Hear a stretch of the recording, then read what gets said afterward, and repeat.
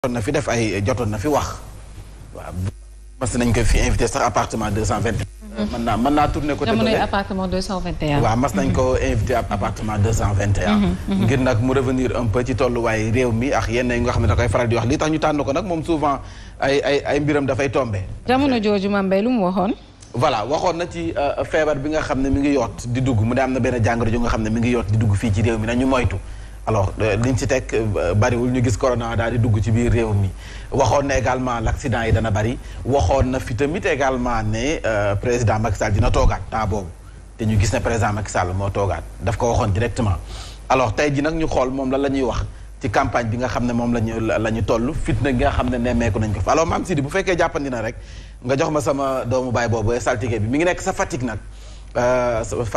saltige Cheikh Ndiaye Mame Sidi bu jàppandee nga jox ñu ko bu fekkee mi ngi ci ligne bi voilà saltige alors nekkagul si ligne bi apparemment nekkagul ci ligne bi. xëy na avant ngay jeexal. si la ñuy jàlle directement. voilà bu heure bu ñëwee rek Mame Sidi nga def ñu signe comme ça ñu dagg ndax moom juste quelques questions yu ñu koy laaj rek par rapport ak campagne bi violence bi sarax bi nga xam ne mën nañ ko def parce que les Sénégalais. voilà ñu ngi lay yaa ngi ñuy dégg fu mu nekk nii saltige Cheikh Ndiaye ñu ngi lay nuyu Cheikh voilà daa mel ni mi dugg na ci ligne bi saltige Cheikh Ndiaye bu fekkee yaa ngi ñuy déglu ñu ngi lay nuyu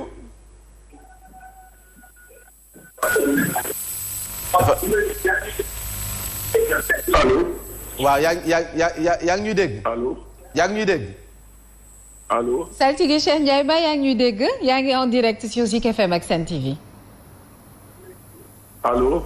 mel na ni dégg dafa mel ni dégg guñu ah. doo ko jëlaat. allo. réseau bi gën a jàppandi. waaw. saltige. voilà Mame Sidi dañ ñu koy jëlaatal nga expliqué ñu ko jarul mu ñuy déglu ci télé bi nañu déglu directement ci téléphone am dafay mute télé bi déglu ñu ci téléphone am di jokkoo dina gën a neex heure bu duggee rek nga wax ñu. kon nag Yacine gannaaw ba mu nuyoo sama mbokki mool yi mën nañ ko door wax yéenekaay groupe des médias. mu di tribune yéenekaay gis nañ message yi bari nag ñu bëri nee na ñu bëgg nañ xam lu saltige di wax. voilà dinañ ñu wax moom heure bu ñu ko jotee rek c'est important bu dee moom moo fi waxoon mu am parce que dañoo am suñu réalité mu am. voilà dañu am suñuy réalité pourquoi pas mu wax ñu nag assemblée nationale kan mooy am majorité. waaw loolu bëgg nañ koo xam. am na ko fi waxoon ne président bi di ñëw dafay gàtt xees. Bougane Gueye Dany ne nii xees bari na ci réew bi. aja ñu koy door wax Bougane Gueye Dany ci yéenekaay groupe des médias moom nag dafa génne 10 commandements. 10 commandements yu nga xam ne nii nee na nag bés buñ ci bàyyi xel dinañ lépp lu soxal Macky Sall boobaa on bilaay minal Macky Sall la ñuy wax. 10 commandements yi moom nee na on bilaay minal Macky Sall tout sauf le président Macky Sall yéenekaay bi dikk na si kon Bougane Gueye Dany moom soobu na ci campagne bi ngir barrer la route au régime bi nga xam ne moom moo fi nekk moom nag démb la ko tàmbali nee na dina am ay caravane ay visite de proximité yu ni xeetoo donc Bougane Gueye Dany waaf na ca géew ba. ba tey ci yéen groupe des médias législative yi bu ñu sukkandikoo ci Badara Ndiaye maire bu Thiaré Ndialgui. nee na données majoritaires Macky Sall est gardé de stabilité et de sécurité comme nag moom bëgg-bëgg mooy assemblée nationale ñuy daal di am ñoom ñu am majorité. jëm ci ba tey ci li nga xam ne moom mooy yéenekaay di tribune halte à la barbarie mu ngoog campagne bi nga xam ne fitna gi ñu si nemmeeku defante bi nga xam ne nemmeeku nañu ko jëm ci li nga xam ne rek moom mooy defante gi ñu nemmeeku ci arène politique bi violence bi sakkan na lool ñu si bëri jëlee nañ si ay gaañu nuñ koy faral di nemmeekoo barki démboo Njaay rek xam ngeen ne kon sa Thiès démb sa diwaanu Kaolack ñu ne halte à la barbarie mën nañu campagne waaye nag xaañante beex dóorante beex ak gaañante bi loolu mën na ñàkk ci campagne bi ak scène de violence yi nga xam ne nemmeeku nañu ko voilà ñu gis nag université Gaston Berger bu Saint-Louis daanaka tëj na ndax nag fi mu nekk nii dañu gis ne dañu fa def ni ay matukaay ñu fa jël waaye nag grève bi nga xam ne étudiants yi supp nañu ko restaurant yi ñuy tëj daanaka kon nag université ba manees nañu wax ne kon daal dinay tëj Mame Mbaye xanaa laata ngay continuer rek comme niñ ko waxee sànq ñu jël ko ñu jëlaat saltige mi ngi ci ligne bi saltige Cheikh Ndiaye waaw Mame Sidi daa mel ni moom mi ngi ñuy dégg mais ñun ñoo amul retour am fi mu nekk nii. amuñu retour am ñoo amul retour am saltige Cheikh Ndiaye xam naa yaa ngi ñuy dégg fi mu nekk nii ñu ngi lay nuyu ci suba gi. peut-être feneen la ñuy déglu Mambé mais dinañ ko jot. laata ñuy pare dinañ ko jot dinañ ko jot. voilà essayé ñu rek mu tudd maam si di heure bi ñu ko jotee rek ñu mën a déggante bu baax parce que day am solo ni nga xam ne ñu ngi ñuy déglu fu mu nekk nii ci oto yi ñi nga xam ne ñoo nekk ci marché yi ak fu mu manti doon ñu ngi bëgg a xam lan la saltige non mais c'est important ndax bu boobaa est-ce que duñu am exclusivité. voilà parce que dinañu xam lan Sénégalais loolu daf leen intéressé. saltige gat moo waxoon lii. alors bu maam si defal le tour rek pourquoi pas man ma jéem ko jox sax sunu portable. waaw mën nga ko woo directement. voilà directement si sa téléphone wala rek Mambé nga passe ma. voilà man dama lay jox numéro am. comme ça yow woo ko foofu. waaw ma jox la ko wax nga dëgg. waaw ak a dégg. voilà ñu ñëw ba tey laata ñuy ñëw ci loolu dañuy ñëw ci waa Grand Place bu ñoom ba Nazib Sagna ñoom Oumou Diakhaté voilà dañu ñëw ci Bougane Gueye Dany ak 10 commandements yi nga xam ne daf ko teg ci table ji mu tuddee ko les 10 péchés de Macky Sall nee na am na voilà dafa mel ni Mame Sidi moo koy wax en même temps alors 10 péchés yi nga xam ne ni gis nañu ni moo tax nag ñu bay war a mën a votel ki nga xam ne moom mooy président Macky Sall Bougane Gueye Dany nee na boo votelee liste bu Benno Bokk Yaakaar jàppal ne kon njëkk yu cher yi dundoo ko yokkuteeg njëkk yi dund gu metti gi dund gu warayaan gi daa mel ni yow dundoo ko dundu gobar jaasi donc votel liste Benno Bokk Yaakaar mooy yaa ngi dooleel dundu gobar jaasi toog gaañ tubb ca reer Bougane Gueye Dany nee na nga votel Benno Bokk Yaakaar mooy nag yaa ngi dooleel 3e candidature bi nga xam ne moom la président Macky Sall bëgg samp moom la bëgg def après Bougane Gueye Dany nee na votel Benno Bokk Yaakaar mooy yaa ngi renforcer loi bi nga xam ne moom mooy fi samp dëggal fi li nga xam ne moom mooy parrainage bi nga xam ne moo andi coow li Bougane Gueye Dany parewul 10 points la joxe ñu dañ ci jukkaas lëf rek votel Benno Bokk Yaakaar moo di yaa ngi cautionné benn législature bu nga xam ne amul ay député du peuple ay député Macky Sall ñoo fa am ay député yu nga xam ne nii ñoom ci boppam lu intéressé seenam jiit rek moo leen intéressé loolu yëpp ci 10 points yëpp ci 10 points yi ci péché yi votel Benno Bokk Yaakaar moo di yaa ngi dooleel képp nga xam ne rek dafa ñoo bëgg samp dëggal li nga xam ne mooy mbirum borom ñaari tur yi mu di LGBT en tout cas ay points la yu nga xam ne dañ ko see jukki moom Bougane Gueye Dany nee na nag lii rek warees naa mën a tax nag ñu bañ a votel liste bu Benno Bokk Yaakaar ba tey dañuy jël ci Bougane Gueye Dany ba tey moom ci yéenekaay bi daal di ñëw ci l'exclusif dafa ñëw ci 10 recommandations yu Bougane Gueye Dany leader bu gëm sa bopp kon wàcc na ci arène bi fës kee ne battre campagne bu muy battre nag bokk na ca nee na ngalawaay bu leen votel liste bu Benno Bokk Yaakaar ndax njëkki dafa cher ay ca dafa mel ni mi ngi ci ligne bi Cheikh Ndiaye Mambay voilà yaa ngi ñuy doog a dégg nag xam naa da ngaa ndékkeegul Cheikh Ndiaye voilà saltige Cheikh Ndiaye la ñu am en ligne fu mu nekk moo ngi sa Fatick xam naa nag déggoo bi dafay desee neex déggoo bi la alors saltige ñu ngi lay nuyu bu baax Mambay maa ngi lay ziar bu baax ci Fatick naka yi tey léegi Mame Sidi léegi est-ce que doo wàññi da ngay fay da ngay mute télé bi nga ñuy déglu sa téléphone maa ngi ci biti wàññil télé bi nga déglu ñu sa téléphone waaw maa ngi ci biti Mambay yaa ngi ñuy déglu fu mu ne maa ngi lay dégg voilà Yacine mi ngi ñuy dégg fu mu nekk nii en direct waaye Yacine tam sénégalais ñu ngi lay gis nga naan nii rek nag di wàññi non mais mais leen ñu son s'il vous plaît voilà parce que c'est important les sénégalais dañu bëgg xam lan la saltige Cheikh Ndiaye di wax tey ak campagne bi ñu ngi lay nuyu saltige waaw Mambay maa ngi lay nuyu di la ziar sama xarit sama doomu ndey waaw wax nga dëgg nag sama xarit la depuis appartement 221 dafa jàpp kóllëre gi voilà yaa ngi fii ak Yacine Seck ak Mame Mbaye Ndiaye tey ñoo nekk ci plateau bi dañoo géey Yacine nag loolu il faut ñu wax ko ci dinañ ko lijjanti loolu après loolu après dañ koy lijjanti cuisine interne la potum biir alors yaa ngi ci Fatick instant bi Santiga yaa ngi Fatick allo yaa ngi ñuy dégg maa ngi lay dégg Mambay voilà dañuy dem directement parce que xam naa ne déggoo bi dafa desee neex alors yéen da ngeen di faral di def ay xooy di gis la nga xam ne peut-être yëg seegul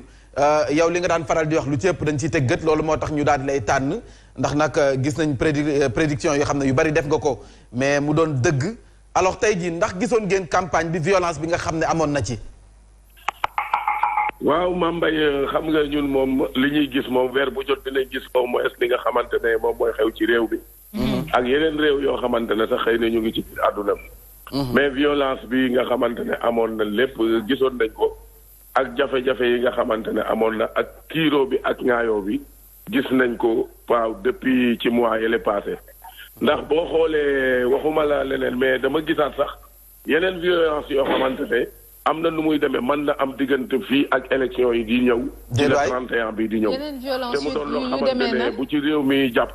kilifa diine yi jàpp ci dina doon loo xamante ne am na nu muy demee élection yi waxuma ne du am mais na muy amee dina doon anam bu ñaaw boo xamante ne du jaar yoon. loolu daal xam naa ne am na voilà. yan violence nga gisaat Cheikh yan xeetu violence ci ban domaine. ay bureau de vote yoo xamante ne ay bureau de vote yoo xam ne dañoo mujj dem ba scandale am ci bureau bi ba nga xamante ne maanaam ay jàmmaarloo am na ba force de l'ordre yi daal di si ñëw taxaw dama gis yu mel noonu ci kaayu yi nga xamante ne ñoo ànd ak ñoom Ousmane Sonko damay wax tur ak kaa bi nga xam ne ñoo ànd ak Macky Sall am na ci daal foo xamante ne daal wax dëgg fa yàlla am na ay ndaw yu ñëw indi ay jafe-jafe ba force de l'ordre yu daal di ñëw te am na sax ñoo xamante ne ay gaañu yu doy waar mi ngi ci biir te li ma gis daal yàlla na doon ay fen mais bu amee daal du neex waa réew mi. kon da nga njott ne kon peut-être élection législative yi daam mën nañ ko wote si mën na am ci jour ba maaye nag fitna dana ci am. du apaiser de faw mu yëngu du apaiser de faw mu yëngu. loolu moom du jaar. xanaa am na lu koy saafara. léegi du ñàkk am na saafara am na sarax bu nga xam ne moo tax ñu mën see mucc. waaw xam nga toujours li may wax mooy gouvernement bi soo leen gisaloon dee boo leen tegsalee sarax ñu def ko mais beneen sarax boo leen munti defal te féetewul ci ñoom maanaam seen yoon du ci ne. mais lu wax nee naa la ministre wala kenn koo xamante ne tey mi ngi ci biir réew mi doon koo xamante ne maanaam ab politicien bu mag la. soo ko boo ko gisaloon dee boo ko ne defal saraxu gëléem da koy def defal saraxu nag da koy def. mais ñun dañuy gis mais li ñuy gis bu fekkente ne ñu ngi koy gis ne sarax nangam war nañ ko def ci bërëb sangam wala nangam bi ak nangam bi ñu négliger ko à 80% xam nga ne loolu du dem. mais li ma la mën a wax mooy que ne li nga xamante ne moom laa gis ci législatif bii nii ak li nga xamante ne moom laa gis ci fudul Ndakaaru sax fudul Ndakaaru ci yeneen gox. fudul Ndakaaru am na ay jafe-jafe yoo xam ne mën na faa xew Mame Mbaye Niang suñu waxantee dëgg. voilà bu weesoo wàllum campagne bi parce que loolu tamit soxol nañu lool lan ngeen gisaat parce que nag am na ñu fi doon wax naan accident yi dana bari ndaw yi di faatu également ci géej gi dana bari yow lan nga si gis. accident moom mënut a ñàkk accident moom ala kuli alin comme oto yi ñu ngi daw nit ñi di dox seen soxla accident dina am. toujours li may wax mooy accident am na ci loo xam ne jinne moo koy def. accident am na ci loo xamante ne indiscipline moo koy def. accident am na ci loo xamante ne maanaam ki nga xam ne dafa lijjanti permis am xamul code de la route. ñoo am xaalisam jaar ci ay nit ñu jox ko ay permis mënul dawal loolu yëpp accident da koy def. mais li nga xam ne jinne moo koy def ci biir accident Mame Mbaye mun àggul sax 25%. mais yeneen yi ci dis yëpp. indiscipline la ci kaw code de la route bi moom moo koy def mais li ci jinne di def motul sax 25%. voilà alors ñu gis ne également faatu bakken gi bari na fu mu nekk nii nit ñi am ñu ngi reyante seen biir gis nañ également ay ñu nga xam ne seeni ñu leen jigee ñoo koy def xanaa dafa am lu dugg nit ñi temps yi xam nga nee naa la dafa am ay xeetu jinne yoo xamante ne ay jinne yu doy waar na ci ñeenti xeet yi ma lay libal ci juróom-ñaari xeeti jinne yi am. gis nga xeeti jinne taawus xeeti jinne faawus. xeeti jinne tamaawus ak xeetu jinne samsuut muy ñeenti xeet yooyu. toujours dañuy porox ndollu dugg ci ay mbir mu ngi mel ni jamono bi nga xamante ne jafe-jafe am na ci réew mi ci jàmmaarloo Ousmane Sonko bi ak nguur gi. gis nga am na wëyu yoo xam ne dañoo porox ndollu woon di yàq osan yi di toj ay kër di jël ay alalu jàmbur dafa am jinne yoo xamante ne toujours dañuy xaar ba jafe-jafe am ñoom ñu dugg ci parce que deret la ñuy soxla ñoom deret la ñuy dundee. comme nag léegi bu ñu demee ba violence am dañuy dugg ci porox ndoll yi di def ay seytaane di jaxase ay nit violence di am reyante bi di am parce que loolu ki nga xam ne day rey plus souvent bu reyee ba pare lu ñàkk fayda mooy tax mu rey te bu reyee dafay rëccu nga xam ne kon lii du neen te yooyu pourtant am na ay sarax yoo xam ne daf ko laaj yu yomb nag. luy sarax bi yoo xamante ne tey bu ko nguur gi defoon ci digg réew mi bésu alxames wala bésu altine loolu mën naa am fat gis nga sarax bu baax du jafe. mais am na ci jinne yoo xamante ne dañuy porox ndoolu di feewale ay nit nga xamante ne cere ji am na laalo cere ji amul laalo nga jox nit mu dee. comme boo xoolee ki reyoon ndaw si ci ay affaire damaa bëggoon ngénte moo tax ma rey ak yeneen yoo xamante ne damaa am règlement ak sama wujju jubóowuñ moo tax ma jël doomam yóbbu ci bâtiment bu yàqu rey xam nga ne yooyu ay lay yoo xamante ne teguwul ci yoon nga xam ne du neen am na jinne yoo xam ne ñoo leen di xabtal ci xeetu taawus faawus ak tamaawus ak li ma la wax nii. kon daal fu mu nekk ñoo dugg nit ñi sarax bi lan lay doon pour nit ñi mën see mucc. non ma ne. ah. képp ku ci bugg a mucc. képp ku ci bugg a mucc. waaw ginaar bu xonq ngay jël. lëmas ko ci mal ci popeline bu xonq. lan ngay jël lan. allo Cheikh Ndiaye lan ngay jël. bëy. Mamba yaa may dégg. waaw lan ngay jël.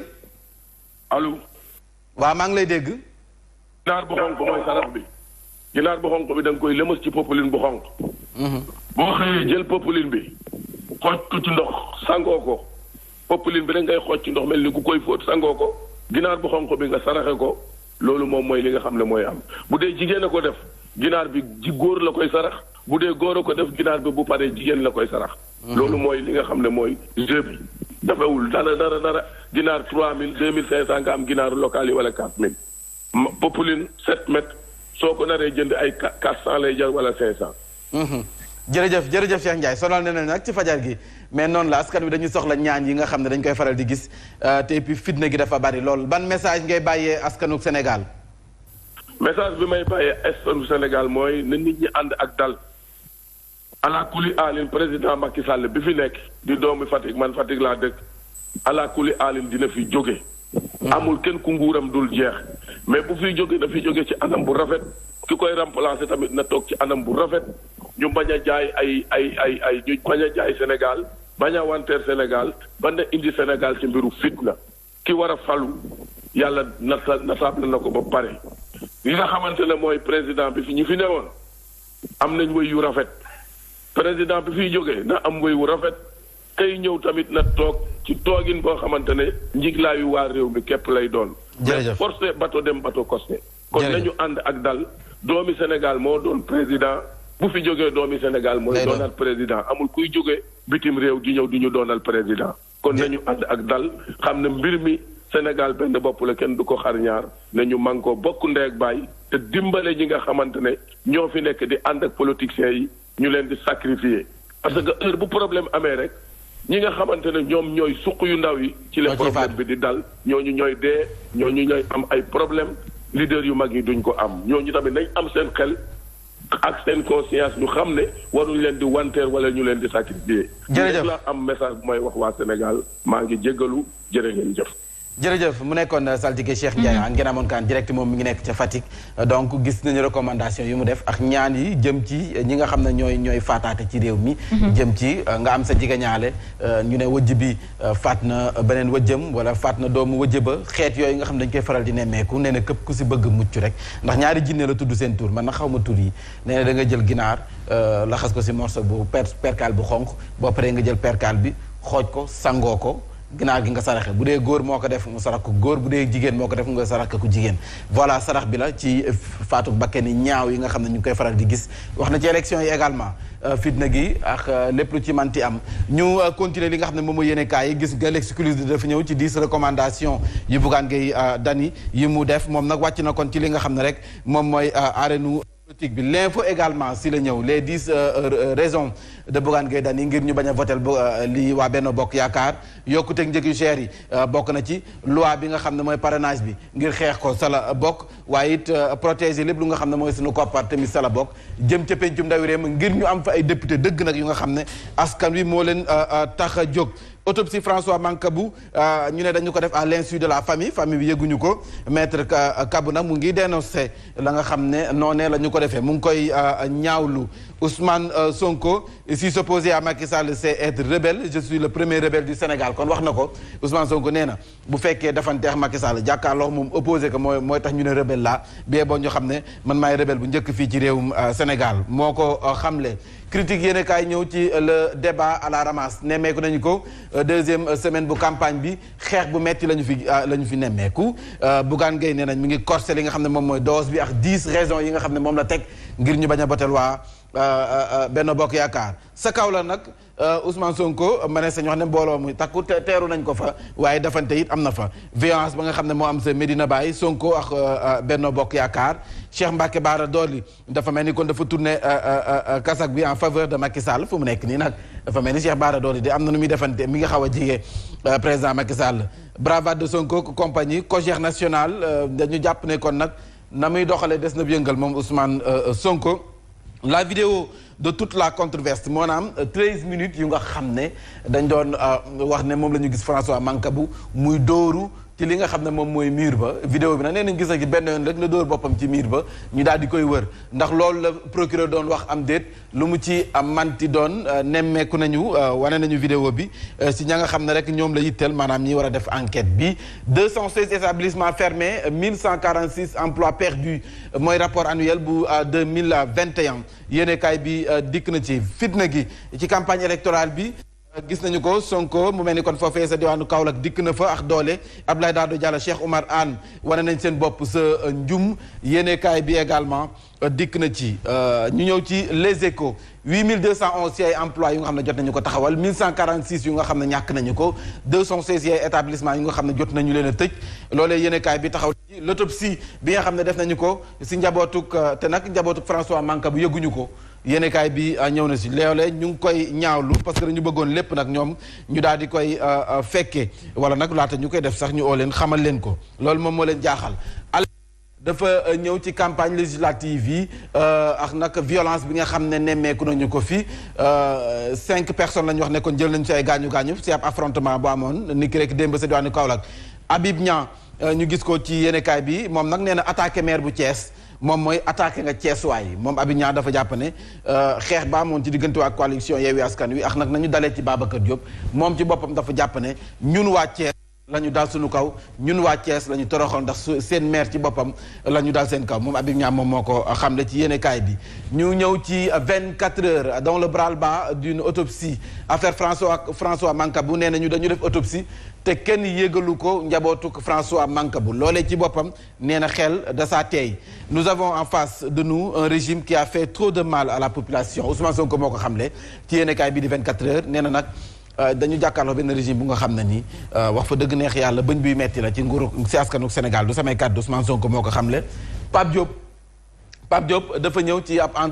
entretien bu mag bu nga xam ne na ko ak waa bés yéenekaay yi mu mel ni kon nag dafa gis ne taxaw andiwaat Sénat loolu nag